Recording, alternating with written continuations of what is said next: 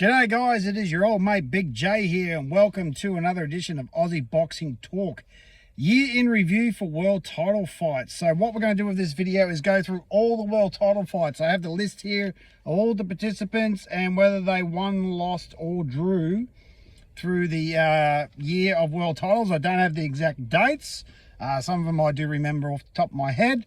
Others I'd have to look up. But basically what I want to do is go through the world title fights that we've had for the year and go over the good, the bad, and unfortunately the ugly. So believe it or not, we have had 18 world title fights featuring an Australian fighter. Now there's a couple actually more in there. You could bump it up to 20. Actually probably about 21, 22 even if you count certain things, which I'm not. So for this list, obviously the four major titles, WBC, WBA, IBF, WBO, and Ring Magazine, of course. If you're in one of those fights, either defending or challenging for the title, obviously you're in. I will count the IBO. There's only one there, right? And I'm probably already actually there's two. There's two IBOs. The reason I'm counting it is because one was in a sort of like a unification bout where George Kambosos Jr. was putting up his IBO title against the vacant IBF lightweight title against Vasyl Lomachenko, and the other one was featuring Taylor Robinson, which I think was earlier in the year than, I think it was back in March. I can't remember when. Yeah, but I'll throw that in there as well. Excuse me. Interim title bouts will not count. Liam Wilson had an interim title fight early in the year against Navarrete. Andrew Maloney had the fight on the George Kambosos Vasyl Lomachenko card. There might have been someone else, and well, basically they lost. So I'm not going to put those in there because A, they're not for the full title, and B, they lost. Another one that will not be featured is Lynn Sandstrom, her WBA super flyweight title earlier in the year against the Argentinian girl whose name I can't remember. A, Lynn Sandstrom is not Australian. B, she lost. So not putting in there. But as it stands, I have 18 fights here. 18 fights. So I'll just quickly go through the results and who, before I get to the good, the bad and ugly, I'll just go through the names of the people and what the results are. So Jason Maloney, 1-1. 1-1, lost one. George Kambosos Jr. obviously lost his fight against Vasyl. Liam Paro, 1-1. Tim Tszyu lost his two fights. Mick Zarafa lost his fight. Shanika Johnson won. Shay Keneally won. Desi Robinson won a world title. Taylor Robinson a draw. Sky Nicholson won her 3. I suppose she had the best year of everyone if you think about it. Jai Opetaia won his. Alex Winwood lost his world title fight. So wins and losses, we've got 1, 2, 3, 4, 5,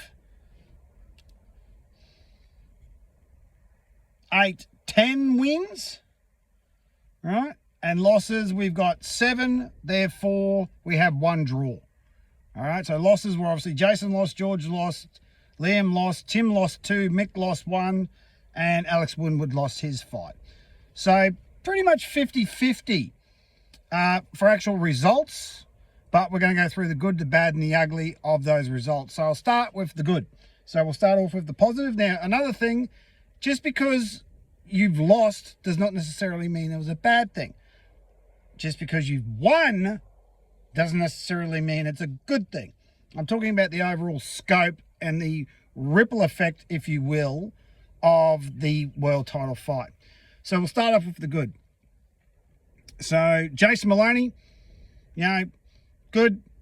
Started off the year, I think it was January 10th in Canada against Saul Sanchez, defended his WBA bantamweight title. Good. Good start, good solid win by Jason, went on to another fight. Desi Robinson, just recently, the most recent person to win a world title fight in the all Aussie girls fight against Kay Scott in a rematch of the fight earlier in the year, and it was a great fight. I mean, Desi easily won 7 rounds to 3, and we crowned a new IBF middleweight female champion, and that could lead on to Desi to a lot bigger fights. All right, because even though middleweight's not really where it's at for females, right, the best divisions or the most watched divisions in women's boxing are the minimum weight, super fly 115, bantamweight 118, then you've got super feather at 130, lightweight at 135, super light at 140, welter at 147, and super welter at 154. Anywhere underneath those, normally they sort of taper off a bit. 122 and 126 is nothing going on, right? Because those divisions are pretty weak in my opinion. But where it's at are those divisions for the girls. Okay. So, yeah, so Desley Robinson got up. Shanika got up. Actually, I'll leave that. Actually, I won't put that in the good category, and I'll leave that till later, right? Sky Nicholson, like her, all three of her fights could be easily in all three categories. She's had a good win, she's had a bad win, and she's had an ugly win. So, but good, she broke the Vegas curse. She actually won it in Vegas, which is when she won the WBC featherweight title. And she's defended it twice. But mind you, the competition in the featherweight division is actually pretty poor. I mean, her first defense against that lady who I can't remember was basically a woman from a PCYC in the Dominican Republic who had like a 8-0 record. So that was actually pretty terrible. I mean, yes, Sky is a world champion. She won a vacant belt, right? And her competition has not been great. But still, she's 3-0. So you got to look at the positives. Jai winning his two, once again, beat Britus in a rematch, which we all knew he was going to do, and then blasted Jack Massey out of there. Now, Jai's two wins, while they are good, they are really nothing to cry about because he already beat a guy that he already beat convincingly in the first fight, and he blasted a nothing ranked contender out of there. So I'm looking forward to a big 2025 from Jai and hopefully a unification bout with Ramirez. All right. What else we got here for the good? George Kambosos Jr. I'm going to throw George Kambosos Jr. as good. Just because he lost, right? Vasily Lomachenko is a beast and probably one of the best male amateur of all time, right? I mean, George actually did, I think, better than what he did against the two Haney fights. Right? Yes, he got knocked out in the 11th round, but this is Vasily Lomachenko. Vasily Lomachenko ain't no scrub. He's one of the best boxers in the world. He's still top 10. So George fighting a top 10 fighter and going 11 rounds with Vasily Lomachenko is nothing to be ashamed of. Okay, yeah, he got knocked out. Okay, Vasily Lomachenko is a blown-up featherweight. Who cares? Right? Who cares? George brings the big fights to Australia and gets the big crowds to Australia. Right? George's smallest crowd, right, of 14,000 people, is still bigger than Tim Tszyu's biggest crowd of 12,000. So you tell me who's the real face of Australian boxing. The guy that can get 40-something thousand people to a stadium? Or the guy that can barely get 12 in a 21? You tell me who's the real face of Australian boxing is. So nothing against Tim, but, you know, the numbers don't lie. George sells out arenas, gets big crowds. Tim doesn't. So anyway, just going off the numbers. Okay, so that's the good. We've got Jason's. Oh, forgot this one. Liam Paro with the biggest win of the year, upset of the year, except for old mate who just knocked out Munguia on the weekend. Yeah, this for Australia, this is obviously upset of the year. Absolutely ridiculous. Beat Sabria Matias in Puerto Rico. Won 8 rounds to 4, an absolute dominant performance. He completely neutralised him. What a win. Probably maybe top 15, top 10 of all time, because to beat a Puerto Rican in Puerto Rico has got to be up there. It really has. I think I would put it probably top 10, but it'd be the bottom end of the top 10. Right? It's certainly not, because even though Matias was sort of like a boogeyman, he never really fought anybody. That's probably why he was a boogeyman, but he got exposed and Liam exposed him, and that's absolutely fantastic for Liam. Now we'll get to the bad, which is the exact opposite of the next fight when he lost convincingly to Richardson Hitchens. Right, this was bad. Your first defense, you've pulled off a massive win.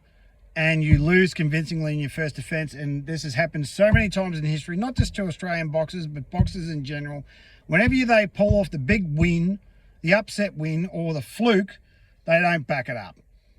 Right, and that's probably why these are a fluke. I'm talking Leon Spinks over Muhammad Ali, Aussie Ruckman over Lennox Lewis, and the biggest fluke of all time, Buster Douglas versus Mike Tyson. Each one of these guys, right, I can't really think of a big upset for any girls. Each one of these guys in their next defense, which is normally their rematch, they lose and lose convincingly. Leon Spinks got tailed up by Muhammad Ali in the rematch. Aussie Ruckman got knocked out because Aussie Ruckman knocked out Lewis inside of 5 rounds. Lennox Lewis knocked him out in the rematch inside of 4. Excuse me. So, and even George, when he got over Lopez, lost his next fight convincingly to Devin Haney. So it's a bit of a shame that he couldn't back it up. But, you know, I thought it was pretty bad. You know, to have that big win and then just be completely outclassed in his first defense. Yeah, pretty disappointing.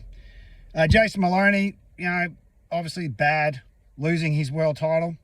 So just because it's a loss doesn't mean it's a bad loss, but losing to an 8-fight kickboxer, yeah, that was pretty bad. All right.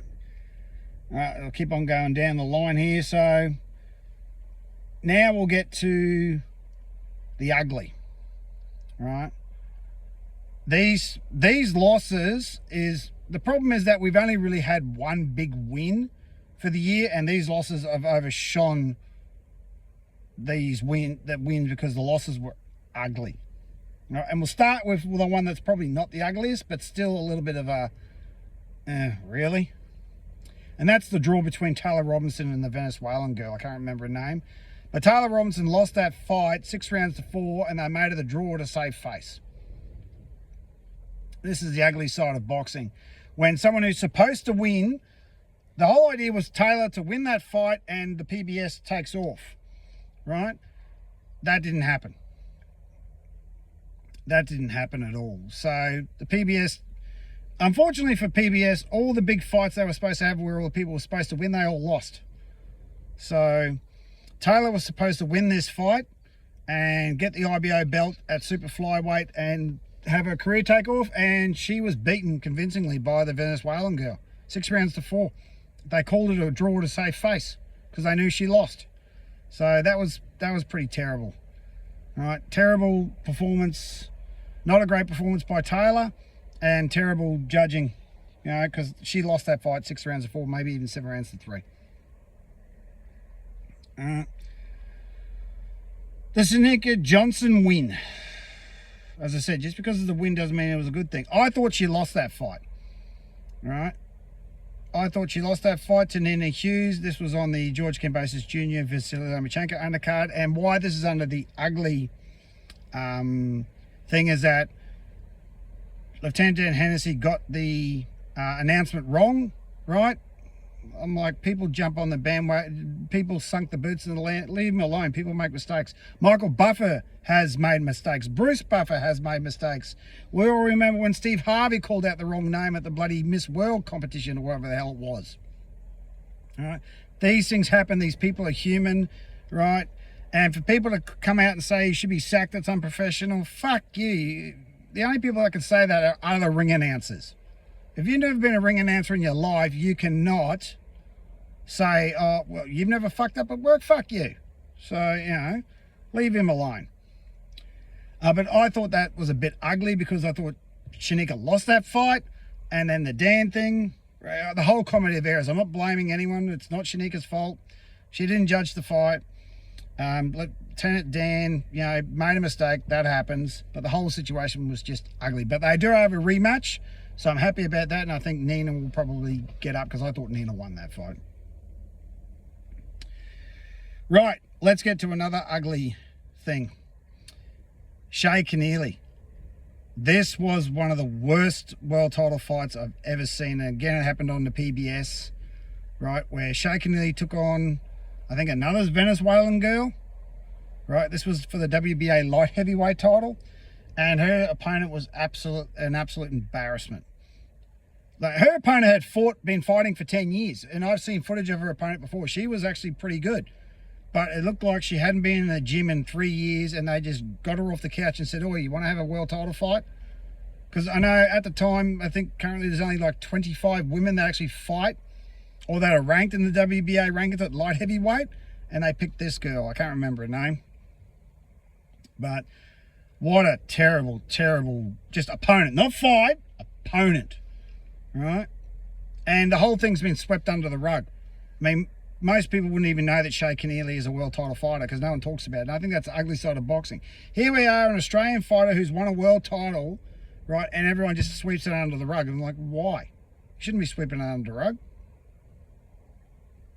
Right. So let's get to the 4 biggest, most disappointing losses of the year. Right. Alex Winwood and his WBA minimumweight title against CP Freshmart, and Alex was absolutely obliterated. He was knocked down 3 times. He made it to the end, and they tried to save face, right? But he was absolutely destroyed in a fight that he was not ready for. I mean, I know the motivation behind it. You know, they said that, you know, Alex, this CP Freshmart had been sitting on the shelf for 2 years, hadn't fought, was now in his 30s, at the butt end of his prime, you know, 32, he was ripe for the picking. Anyone would have done the same thing in the same situation, but unfortunately CP Freshmart come out and destroyed Alex. He was knocked down several times, right? And it was just terrible. It was just terrible. He wasn't ready for it, and that's just unfortunate. And what makes it worse is that CP Freshmart was then destroyed in the unification bout against the WBC guy. He was knocked out in like 4 rounds. So that was pretty bad. But Alex will live to fight another day, but it was a bit ugly that, you know, it turned out to be so bad. Right, now Mick Zarafa. Oh my God. Mick Zarafa was absolutely pummeled for the WBA middleweight title fight against Indus Lara, and to be pummeled by a guy 10 years your senior that's been sitting on the shelf for almost 2 years is pretty bad. Mick was pulverized, right? Blasted out of there in 2 rounds in the worst performance I've ever seen any boxer, any Australian boxer in any world title fight. This was absolutely the worst performance of the year, worst performance I've ever seen by an Australian in the boxing ring. Terrible, terrible. All right, but now we get to the most devastating, because this Mick was embarrassing. This was devastating, right? Tim Tszyu couldn't win a trick this year. He's really had an awful year, and he really only has himself and his team to blame, right? So the Fendora fight, yes, the cut, it should have been stopped at 4. You know, I saw an interview with Jeff Fennick. He hit the nail on the head. That one move cost him 20 mil. If he was still the champion, he would have got the Crawford fight. So obviously he got the cut in the 2nd round, bled like a sieve for 10 rounds. Fendora beat him off the jab. And Fendora is a C-grade fighter. You watch, unless Fendora fights Spence next, he will get destroyed in his next fight because he's a C-grade fighter. Right? It was terrible to watch. I mean, Tim held down there, showed some guts, but guts doesn't necessarily mean brains. Smart thing would have been call it off, technical draw, protect the belt. His next fight was even worse. He was absolutely blasted out of there by Bakram Matuzaliev inside of 3 rounds. So I said on T-Street Controversy, check out the channel, about 3 years ago, that when and if Tim fought Charlo, that he would be knocked out inside of 3 rounds. Everything I said about Charlo, take out Charlo's name, put Bakram Matuzaliev's name in there, and I was dead right. Tim got exposed, right, for the B-grade fighter that he always has been. I'll make no apologies for it. He got exposed. I didn't think it was going to happen. We all thought, and I said it, that he would get Bakram Matuzaliev out there pretty easily based on his last fight because he struggled against Jack K. But he was in 27 days of Ramadan where he was drained. He had nothing in him. He couldn't eat or drink from sun up to sundown. So try to go through a training camp, right? 27 days of training and you can't eat from sun up to sundown. Or you can't even drink water from sun up to sundown. So I don't know if the Muslims are allowed to live nocturnally at that point, where they just do everything at night. I don't know how it works, but yeah, he absolutely blasted Tim out of there, and it's a major setback for Tim. It's set him back 2 years. He will not get another title fight until 2026 minimum. I don't see how. The 154 division is stacked, right? There's too many guys in front. So that was pretty ugly. Like, both Tim's fights were bitterly disappointing, and they were just ugly because it was an ugly, ugly loss. Right? And it killed an awful lot of things. I mean, the Crawford fight's gone. He'll never fight Crawford now. You know, people saying that he'll fight Canelo. He'll never fight Canelo. You know, Tim goes from here right back down there here. And it's pretty devastating, but that's boxing. I mean, he took his opponent far too lightly. He was focused on other things, and he got blasted out of there. And this is the ugly side of boxing, right? If you fuck around, you'll find out. And that's, I believe, what Tim did. He didn't take the fight seriously. He thought he'd get back into it pretty easily. And Bakr Batazaliev, who's a Chechen Russian, and those guys don't muck around, blasted him out of there inside of 3 rounds. I've always said that. Once Tim fights an A-grade fighter, he'll get destroyed, and he did. So I was right. But overall, I mean, that's the problem. See, even though it's 9, and let me do the numbers here. So wins. Jason won, Liam won, Shanika won, Shay Keneally won, Desley won, Sky had 3 wins, Jai had 2 wins. So that's 5, 6, 7, 8, 9, 10 world title fight wins for the year of 2024. That leaves 7 losses.